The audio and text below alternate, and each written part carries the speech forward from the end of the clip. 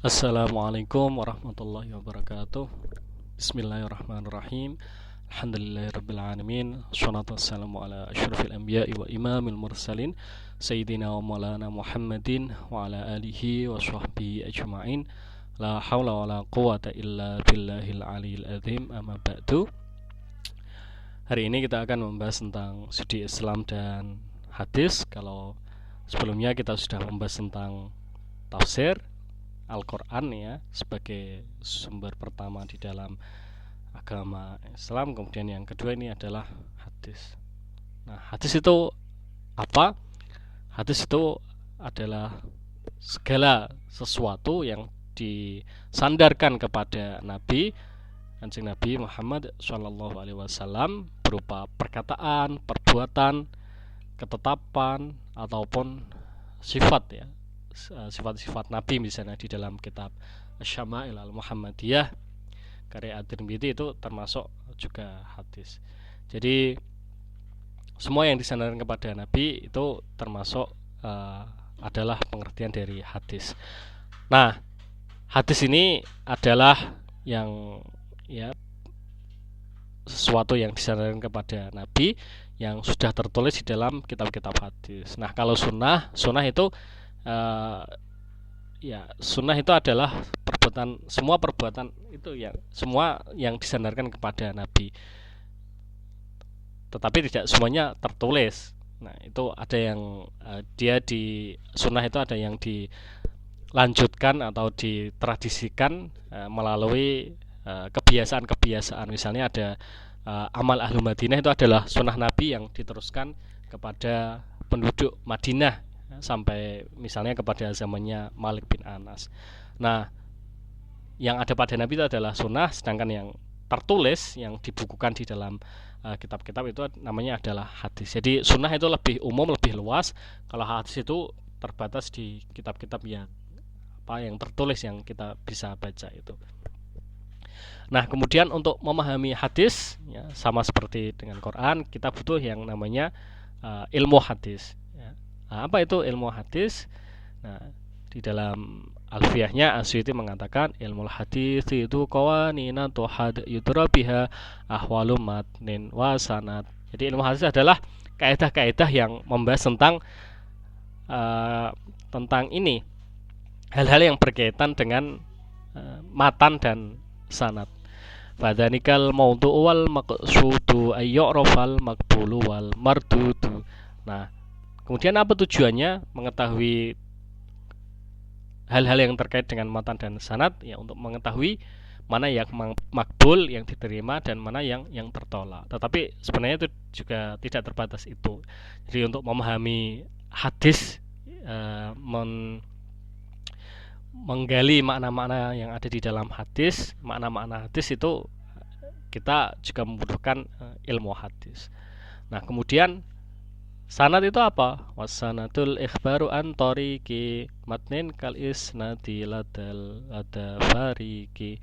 Nah, sanad itu yang ini jalan untuk menuju ke matan. Ya, ada yang mengatakan sanad, ada yang mengatakan isnad, itu secara umum itu artinya sama. Kemudian matan itu apa? Wal matu mantaha ilaihi sanadu minal kalami wal hadis saqayatu. Nah, matan ini adalah akhir dari sanad ya. Akhir dari sanad itu namanya adalah matan. Nah, kita dapat lihat jalan menuju ke matan itu adalah sanad ya. Misalnya ini ada hadatsana Al-Humaidi Abdullah bin Zubairi qala hadatsana Sufyanu qala hadatsana Yahya bin Sa'idin Al-Ansariyu qala akhbarani Muhammad bin Ibrahim At-Tamimiyu annahu sami'a al-Qama tabna Waqqasin al-Laitsiyah yaqulu sami'tu Umar bin al-Khattab radhiyallahu anhu ala minbari qala sami'tu Rasulullah sallallahu alaihi wasallam. Ini namanya adalah sanad ya. Nah, kalimat-kalimat hadatsana, kemudian ada akhbarani ya, kemudian sami'a, ini adalah metode atau segot ketika menyampaikan atau menerima hadis. Nah, ini ada juga sami'tu Rasulullah, ini metode penyampaian dan penerimaan hadis. Nanti kalau kita menerima hadis ya, atau menyampaikan hadis itu pakai hadasana atau akhbarona atau hadasani atau akhbaroni atau sami'na atau sami'tu, itu ada perbedaannya masing-masing nanti. Nah, itu di dalam ulumul hadis. Nah, kemudian innamal a'malu binniyati. Nah, ini mulai masuk ke matan. Wa innamal likulli imri'in ma nawa faman kanat hijratuhu ila dunya yusibuha aw imra'atin yankihuha fajratuhu ila ma hajara ilaihi. Ini adalah matan, ya. Jadi ada dua bagian di dalam hadis, yaitu sanad yang pertama, kemudian yang kedua adalah matan. Nah, rawahul Bukhari, rawahu Muslim itu yang meriwayatkan, ya, yang menulis kitab itu di dalam kitab hadis mereka. Itu. Kemudian hadis ada berapa? Nah, menurut hadis dilihat dari sampainya kepada kita, nanti ada mutawatir, yaitu hadis yang diriwayatkan oleh orang banyak di dalam tiap tingkatannya, ya. Misalnya di dalam tingkatan ada yang mengatakan minimal 10, minimal 20 dan lain sebagainya. Itu. Jadi di tingkatan misalnya sahabat nanti ada 10, kemudian di tabi'in ada 10, tabi'in ada 10 dan seterusnya. Itu namanya mutawatir. Hadis mutawatir ini terbatas, ya, dan pasti sahih, ya. Kalau sahih belum tentu mutawatir. Hadis seperti misalnya man kadzaba alayya muta'ammidan falyatabawa maq'adahu minan nar, ini mutawatir. Nah, mutawatir ini juga nanti ada yang lafzi yang persis sama, ya, kalimatnya.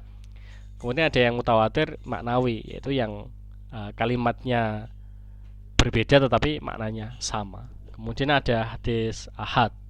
Saat ini hadis yang kurang dari jumlah mutawatir. Jadi misalnya ada 5, ada 3 tiap tingkatan. Nah, misalnya sahabat itu ada 3 sahabat atau 5 sahabat yang meriwayatkan. Nah, itu nanti namanya adalah ahad. Kemudian tabi'in nanti ada 3, itu namanya nanti ahad. Jadi misalnya kalau meskipun di sahabat itu 10 jumlahnya mutawatir, tetapi di tabi'in itu hanya jumlahnya 5 atau 3, ini tetap disebut sebagai ahad, ya. Karena di tiap tingkatan itu kurang dari mutawatir. Kemudian hadis ahad ini jumlahnya banyak, ya. Kalau melihat dari jalurnya, ini ada hadis yang masyhur, ya. Masyhur, kalau dalam Nadham Baikuni dikatakan masyhur marwi azizu marwi ini au salasah, masyhuru mau marwi ma fauqa salasah. Kalau masyhur ini lebih dari 3 rawinya di tiap tingkatan. Kalau aziz ini 2 sampai 3. Nah, kalau gharib ini hanya 1 di tiap tingkatnya. Wakul gharibun marwa rawin faqat. Wa mursalun min swabi saqat wal kukul gharibun marwa rawin faqat. Ini hanya ada 1. Nah, masyhur, aziz, gharib ini bisa sahih bisa tidak. Nah, kalau masalah sahih atau tidak ini melihat kepada kuat atau tidaknya suatu hadis. Nah, kalau yang kuat itu dinamakan sebagai makbul. Nanti ada hadis sahih, ada hasan, baik sahih lidati atau lighairihi, baik hasan lidati atau lighairihi. Kemudian kalau mardud ini ada hadis yang maudhu, ya, ini termasuk dhaif. Tapi kalau dhaif nanti beberapa ulama fikih itu terkadang menggunakannya. Karena apa? Karena daripada menggunakan ijtihad sendiri, yang itu mungkin juga bisa salah. Nah, hadis dhaif juga mungkin bisa salah. Nah, mereka lebih memilih menggunakan hadis dhaif yang itu memang jelas-jelas disandarkan kepada Nabi. Dhaif itu kan karena memang rawinya itu tidak kuat, sehingga nanti itu yang membuat suatu hadis menjadi lemah. Tetapi itu lebih mendingan daripada pendapat seseorang, karena seseorang itu juga tidak tahu sumbernya dari mana. Itu lebih baik mereka menggunakan hadis dhaif. Nah, hadis dhaif ini nanti bisa jadi di dalam beberapa kasus fikih yang itu tidak ada hadisnya, itu kemudian digunakan, atau untuk keutamaan amaliyah fadhailul amal, itu nanti juga bisa digunakan. Kemudian apakah status hadis sahih itu atau tidak itu kepastian atau ijtihad. Artinya ketika ada ulama mengatakan hadis ini sahih, itu pasti sahih atau itu ijtihadi, atau itu bisa jadi sahih bisa jadi tidak, ya, sebagaimana dalam ijtihad fikih. Nah, kalau di dalam beberapa pendapat ulama dalam ilmu hadis sahih ya ijtihadi, ya, tidak qat'i, ya, tidak pasti.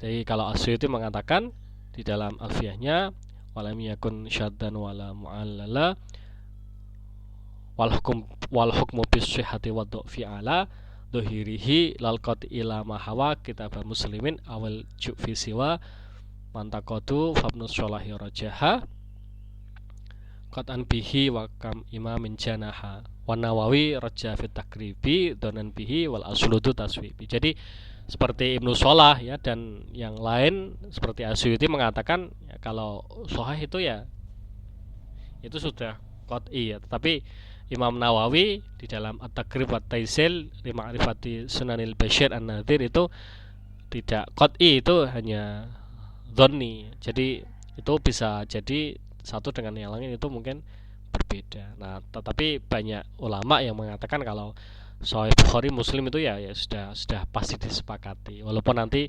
seperti Imam Ad-Darqutni banyak mengkritik hadis yang ada di dalam Bukhari. Ya itu sudah biasa, namanya karangan ulama itu kan nanti akan dikritik, dikomentari oleh ulama yang lain, bukan dalam rangka untuk menjatuhkan, tapi untuk melihat hal-hal yang kurang yang itu perlu diperbaiki. Jadi itu bukan penghinaan, bukan ejekan, tetapi itu adalah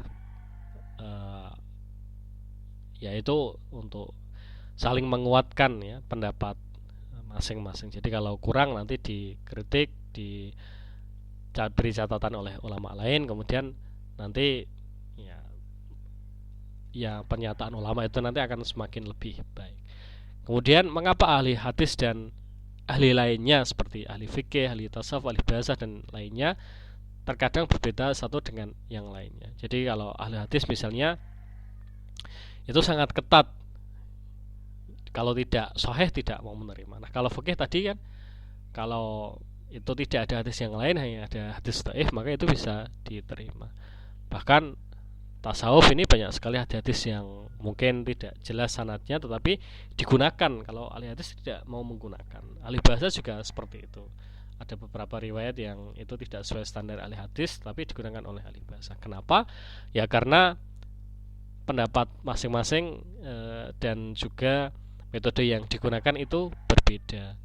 Nah, kalau ahli hadis mungkin sangat ketat di dalam menerima riwayat-riwayat, tetapi untuk pemahaman mereka sangat kurang. Yang sangat ahli dalam pemahaman ya ahli fikih.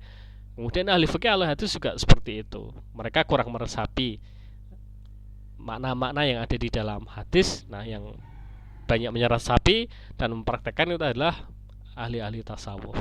Nah, oleh karena itu ya kalau kita lihat dari perspektif masing-masing, semua mempunyai kelebihan dan kekurangan.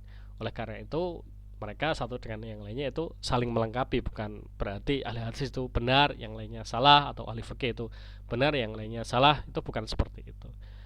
Nah, oleh karena itu perbedaan-perbedaan ini harus disikapi dengan bijaksana, ya, bukan dengan kalau berbeda itu berarti yang berbeda dengan kita itu salah, itu bukan seperti itu. Ya, sama kita misalnya kuliah, yang satu menggunakan baju lengan pendek, yang lain menggunakan lengan panjang, itu bukan berarti yang pendek itu benar, yang lengan panjang itu salah, atau sebaliknya. Itu tidak seperti itu.